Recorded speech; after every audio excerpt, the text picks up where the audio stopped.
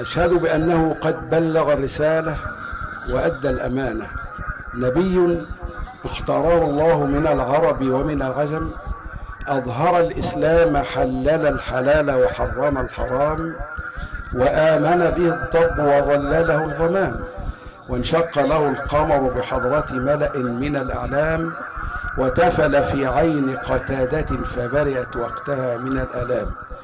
اللهم صل وسلم وبارك على سيدنا محمد، طب القلوب ودوائها، وعافية الأبدان وشفائها، ونور الأبصار وضيائها، وعلى آله وصحبه وسلم تسليما كثيرا كثيرا.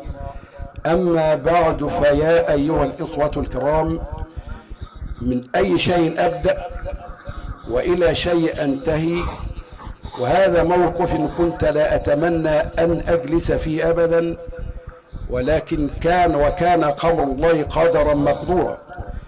نبينا المصطفى صلى الله عليه وسلم ينزل عليه الأمين جبريل بوحي من السماء بآية من القرآن يقول فيها: خذ العفو وأمر بالعرف وأعرض عن الجاهلين.